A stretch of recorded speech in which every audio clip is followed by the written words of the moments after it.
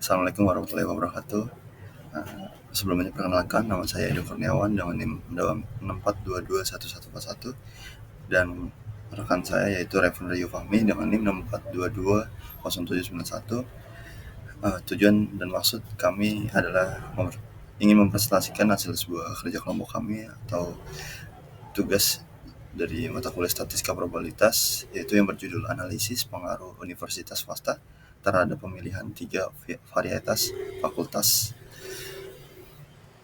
Latar belakang. Puji syukur kami panjatkan kepada Tuhan Yang Maha Esa atas segala limpah-Mu, sehingga kami dapat menyusun makalah ini dengan baik dan tepat waktu. Makalah ini diberi judul Analisis Pengaruh Universitas terhadap Pemilihan 3 Varietas Fakultas.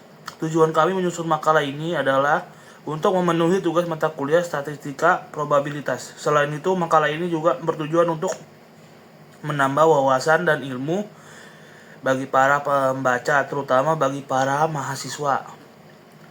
Selama penulisan makalah ini, kami banyak menerima bantuan dan dukungan sehingga kami dapat menyelesaikan makalah ini. Terakhir, kami akui makalah ini masih banyak kekurangan karena pengalaman yang kami miliki masih kurang. Maka dari itu, kami harapkan kepada para pembaca untuk memberikan saran dan masukan yang membangun, agar kedepannya kami dapat menulis makalah ini dengan lebih baik lagi. Landasan teori. Menurut Sugiono, analisis varians 2 jalur dengan interaksi adalah teknik statistika yang digunakan untuk menguji pengaruh 2 faktor independen dan interaksi mereka terhadap variabel dependen. Teknik ini digunakan ketika penelitian ingin mengetahui apakah terdapat pengaruh dari dua faktor independen secara terpisah dan apakah terdapat interaksi antara kedua faktor tersebut terhadap variabel dependen. Lebih lanjut, Sugiono menjelaskan bahwa ANOVA 2 jalur dengan interaksi dapat digunakan untuk menguji beberapa hipotesis, yaitu H0 hipotesis 0. Tidak ada efek utama dari faktor baris, faktor kolom maupun interaksi terhadap variabel dependen. HA hipotesis alternatif. Setidaknya ada satu efek atau interaksi yang berpengaruh terhadap variabel dependen. Menurut Prof. Ghazali tahun 2015 menjelaskan bahwa ANOVA 2 jalur dengan interaksi digunakan untuk menguji 2 faktor kategoris dan interaksi mereka. Faktor kategoris adalah variabel memiliki kategori yang saling eksklusif dan lengkap. Interaksi adalah efek gabungan dari 2 faktor yang berbeda terhadap variabel dependen. Tujuan yang pertama, untuk mengidentifikasi apakah terdapat perbedaan signifikan dalam kejeniusan 3 fakultas berdasarkan 3 universitas yang telah dipilih. Yang kedua, untuk mengevaluasi apakah terdapat interaksi yang signifikan antara 3 fakultas yang dipilih dan universitas terhadap kejeniusan di 3 fakultas.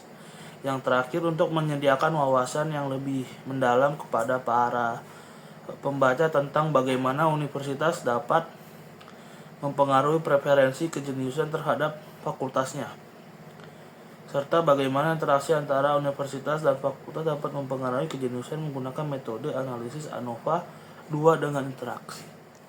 Manfaat bagi penulis. Yang pertama, mengembangkan keterampilan penelitian. Melalui pembuatan makalah ini, penulis mendapat kesempatan untuk mengembangkan keterampilan penelitian. Untuk mengembangkan keterampilan penelitian termasuk perencanaan penelitian, pengumpulan dan analisis data, serta penulisan laporan penelitian. Yang kedua, mendapatkan nilai akademi. Melalui proses pembuatan makalah ini, penulisan tentunya akan mendapatkan nilai akademi yang berguna untuk mencapai kelulusan pada mata kuliah ini. Yang ketiga, peningkatan pengetahuan.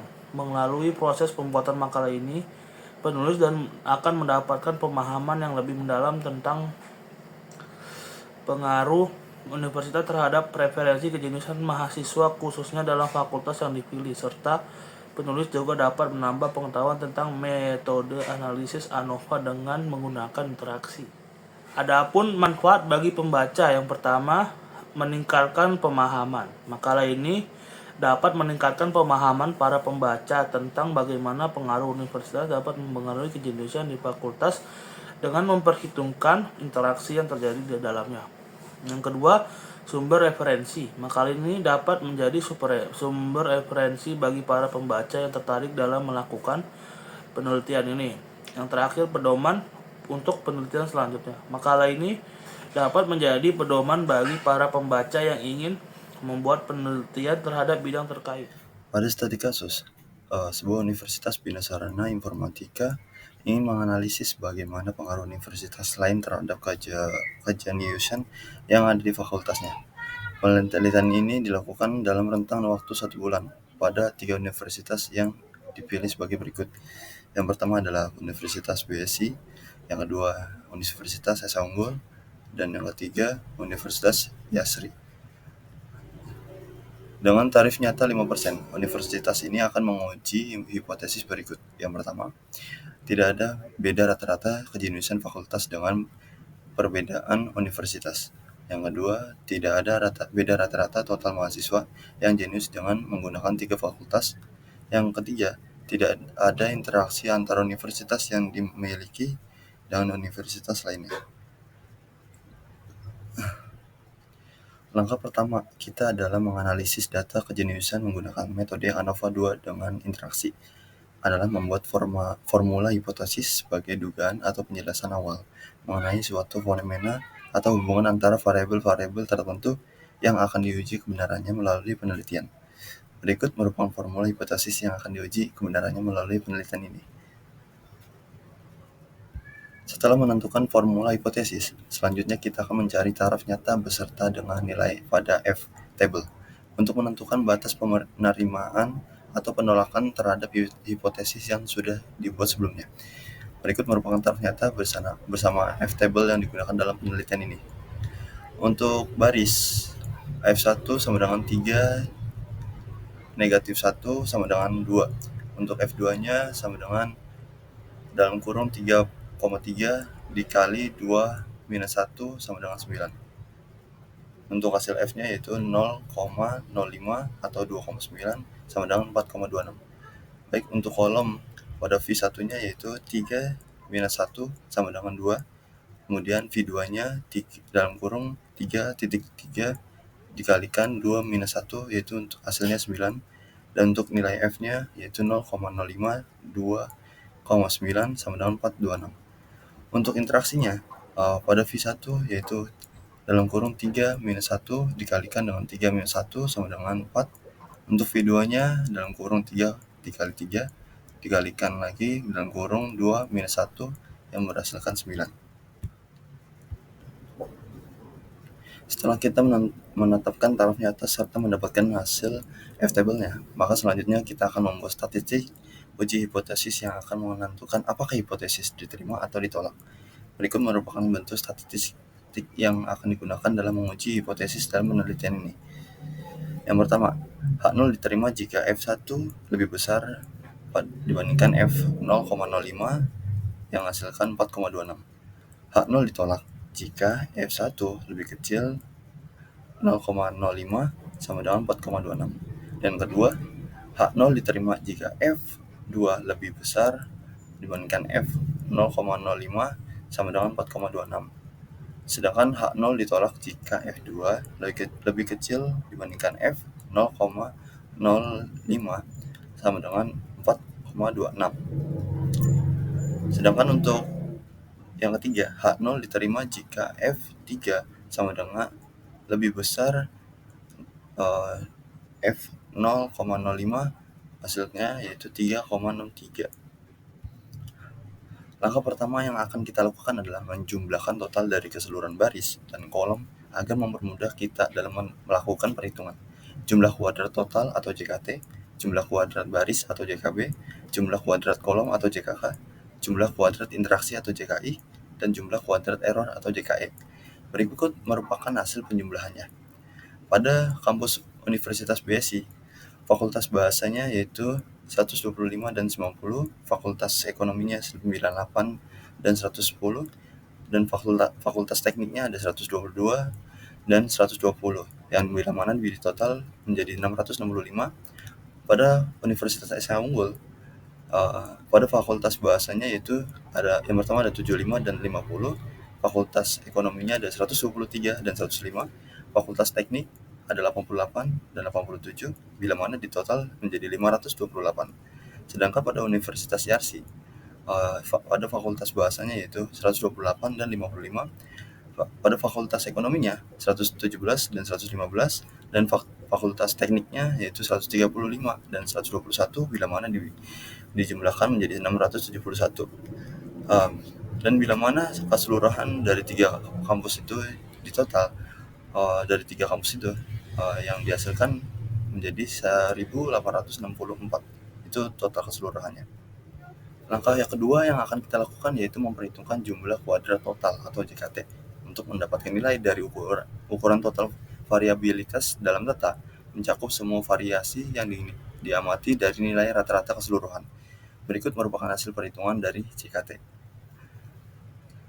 Dari hasil keseluruhan yaitu akan dilakukan kuadrat 2.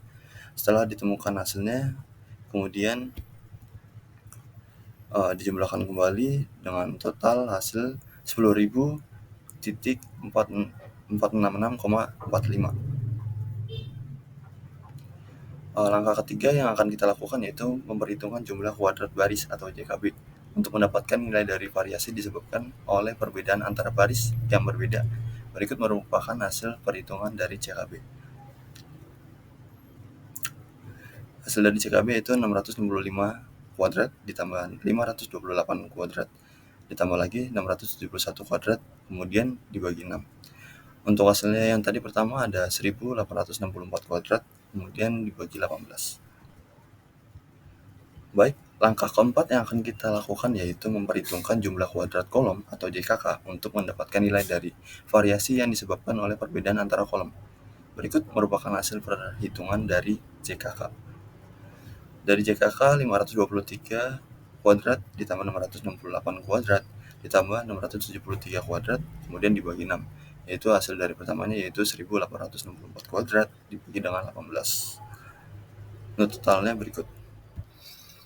Langkah kelima yang akan kita lakukan yaitu memperhitungkan jumlah kuadrat interaksi atau JKI untuk mendapatkan nilai dari variasi yang disebabkan oleh interaksi antara dua faktor.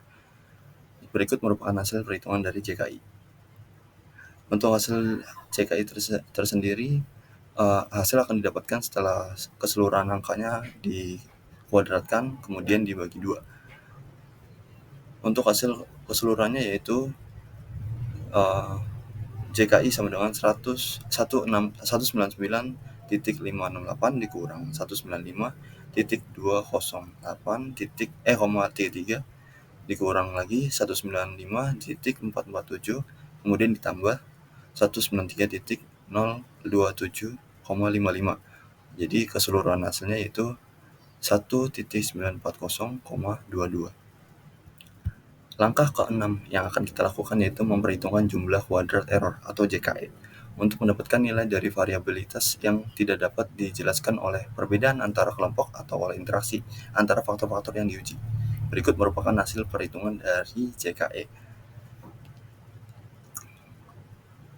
Untuk hasil JKI-nya sendiri yaitu berada di 3.925,99. Hasil dari pengurangan dari JKT, JKB, JKK, dan JKI.